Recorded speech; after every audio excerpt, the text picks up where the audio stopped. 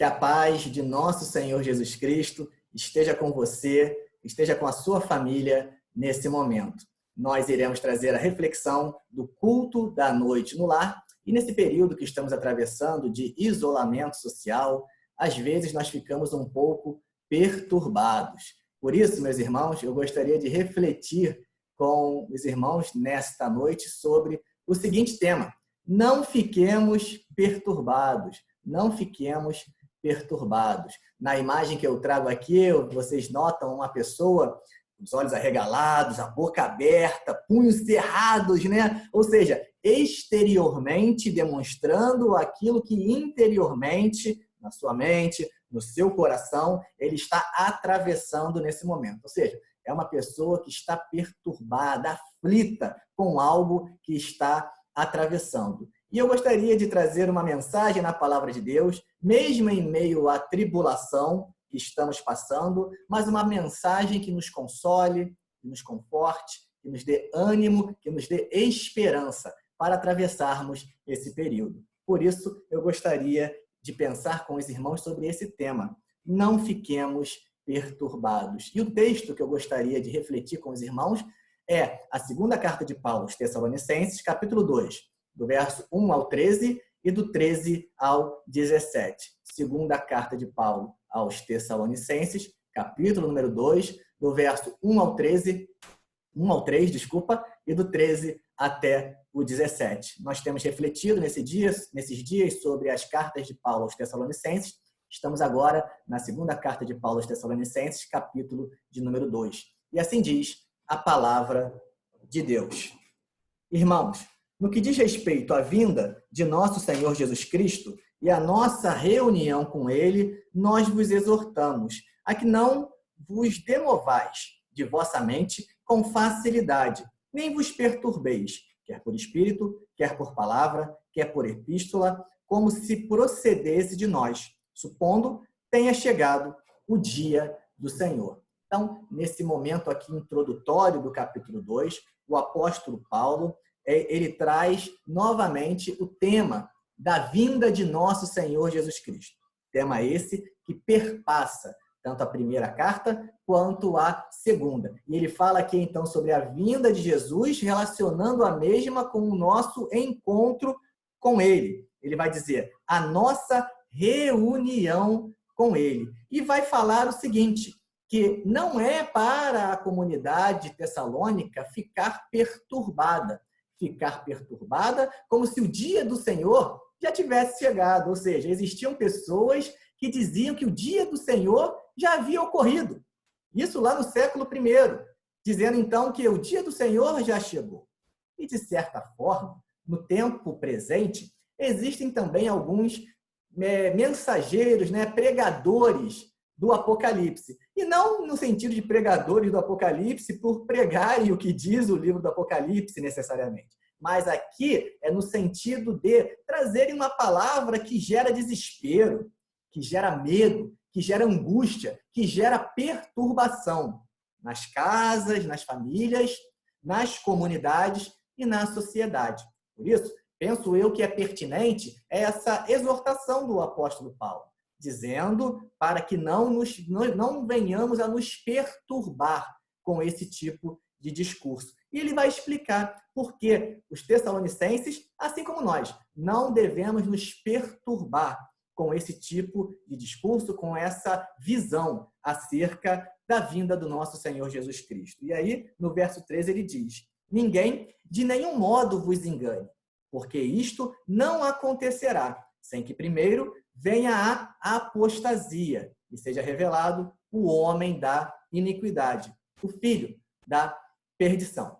Ou seja, o apóstolo Paulo diz que antes de Jesus voltar, ocorrerá a apostasia e será revelado o homem da iniquidade, o filho da perdição, que noutros textos será chamado de anticristo e noutros da besta, como por exemplo no livro do Apocalipse. Então, Paulo diz que Jesus voltará, nós nos reuniremos com ele, sendo que antes disso ocorrer, haverá apostasia e se levantará o homem da iniquidade, o filho da perdição. Assim, uma leitura que coloca o encontro dos discípulos de Cristo, né, o arrebatamento ocorrendo antes da vinda do se levantar do filho da perdição, encontra nesse texto aqui algumas dificuldades, porque o texto é claro quando aponta que primeiro se levantará, né, o homem da iniquidade, o anticristo, ele primeiro se levantará e somente depois Jesus voltará. E nós nos encontraremos com ele, né? Nossa reunião com ele, os discípulos de Cristo. Então aqui a gente percebe que Paulo, de alguma forma, para esses pregadores, né, que estavam atemorizando a comunidade, ele diz que calma, não é agora. Ainda existem algumas coisas que vão acontecer. E aqui ele elenca duas: a apostasia e o levantar do filho da perdição. E ele continua falando, ele continua argumentando, ele vai apresentar as características desse homem da iniquidade, do filho da perdição, e no verso 13, ele vai trazer uma palavra de consolo para a comunidade. E diz: entretanto, devemos sempre dar graças a Deus por vós, irmãos amados, pelo Senhor, porque Deus vos escolheu desde o princípio para a salvação, pela santificação do Espírito e fé na verdade, para o que também vos chamou, mediante o nosso Evangelho, para alcançardes a glória de nosso Senhor Jesus Cristo. Ou seja, tudo isso vai acontecer. Porém, Deus nos chamou para a salvação.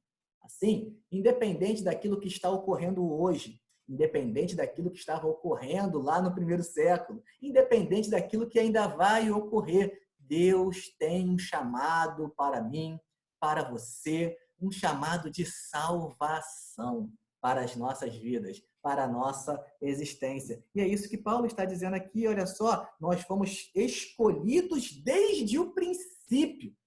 Não é algo que aconteceu de surpresa, não, tudo está no projeto de Deus. E em seu projeto está lá o meu nome, o seu nome, onde nós somos chamados para a salvação. Que mensagem maravilhosa para atravessarmos esse período que estamos passando nesse momento. Saber que nós não estamos abandonados nessa história, mas existe um Deus que caminha conosco e que nos elegeu para a salvação desde o princípio. E continua argumentando, conforme nós lemos, que ele nos chamou no seu evangelho para alcançarmos a glória de nosso Senhor Jesus Cristo. Ele continua argumentando no verso 15. Assim, pois, irmãos, permanecei firmes, ou seja, a partir dessa perspectiva maravilhosa de salvação em Deus, permaneçam firmes e guardai as tradições que vos foram ensinadas, seja por palavra, seja por epístola nossa. E continua argumentando nos dois últimos versos que nós iremos pensar nesse momento. Ora, nosso Senhor Jesus Cristo, mesmo e Deus, o nosso Pai, que nos amou e nos deu eterna consolação e boa esperança, pela graça, consolem o vosso coração e vos confirmem em toda boa obra e boa palavra. Então, Paulo agora ele encerra trazendo uma palavra de bênção, né? Que o nosso Senhor Jesus Cristo, que nos amou e nos deu essa eterna consolação, que quer nos consolar, que não quer que a gente fique perturbado em meio a essas tribulações, que entende as nossas fragilidades, entende a nossa dimensão humana, entende o nosso psique, entende a nossa espiritualidade, entende o que nós somos, porque diante dele não há como a gente se esconder e aparecer de uma forma que ele não venha a desnudar diante da sua grandiosidade. Ele nos conhece, ele nos consola, ele nos dá esperança e ele então consola o nosso coração. E termina então dizendo: e vos confirme em toda boa obra e boa palavra. Assim, meus irmãos, a partir desse texto que nós acabamos de ler, eu gostaria de destacar alguns pontos, dizendo: não fiquemos perturbados. E, em primeiro lugar, não fiquemos perturbados, porque tudo possui o seu tempo.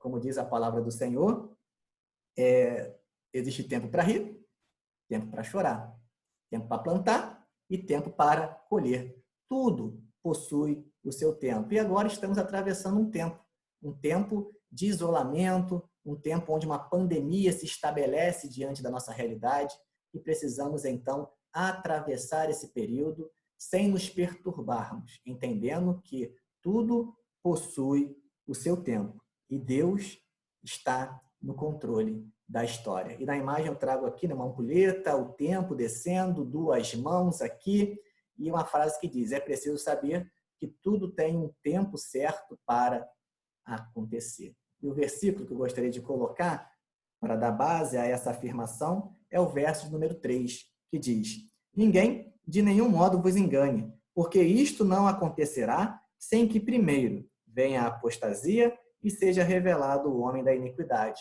o filho da perdição. Ou seja, tudo possui o seu tempo. À época, existiam aqueles que queriam antecipar as coisas e queriam propor que o tempo já havia ocorrido. Porém, o apóstolo Paulo diz: não, não é bem assim. Antes vai acontecer isso, aquilo, tudo possui o seu tempo. Assim, meu irmão, minha irmã, descanse em Deus e entenda que no tempo propício esse isolamento vai acabar. Essa pandemia vai passar e nós voltaremos. Não à normalidade como era antes, porque de alguma forma as nossas vidas foram afetadas por esse momento que estamos atravessando. Mas voltaremos à nova normalidade, um novo momento na nossa trajetória, um novo momento na nossa caminhada. E que possamos fazer esse período que estamos atravessando como um período de crescimento. Crescimento espiritual, crescimento dos nossos relacionamentos, crescimento da nossa caminhada com Deus. Tudo possui o seu tempo. Em segundo lugar, meus irmãos, não fiquemos perturbados, porque Deus nos elegeu para a salvação. Mas o tempo é difícil, pastor Rodrigo. Concordo plenamente. A dificuldade é grande, sem dúvida, meu irmão. Mas Deus nos elegeu para a salvação.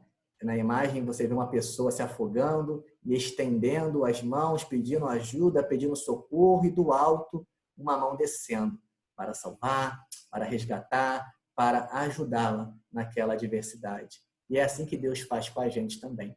Ele está com as suas mãos estendidas, pronto a nos resgatar das nossas aflições, das nossas lutas, das nossas perturbações. E o versículo que eu gostaria de destacar para esta afirmação é o versículo 13, que diz: entretanto, devemos sempre dar graças a Deus por vós, irmãos amados pelo Senhor, porque Deus nos escolheu desde o princípio para a salvação, pela santificação do Espírito e fé na verdade. Ou seja, tudo está no projeto de Deus e Ele nos escolheu desde o princípio para a salvação. Então, há possibilidade de sairmos desse momento emocional, espiritual, social que estamos atravessando, tendo Deus como nosso refúgio, tendo Deus como a nossa fortaleza, tendo Deus como nosso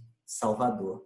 Em terceiro e último lugar, não fiquemos perturbados, porque o nosso consolo, ele vem de Deus. É de Deus que vem o nosso consolo. E que consolo maravilhoso. Na imagem, vocês podem perceber uma pessoa sentada, né, também angustiada, triste, chorosa, com as mãos no rosto, perturbada.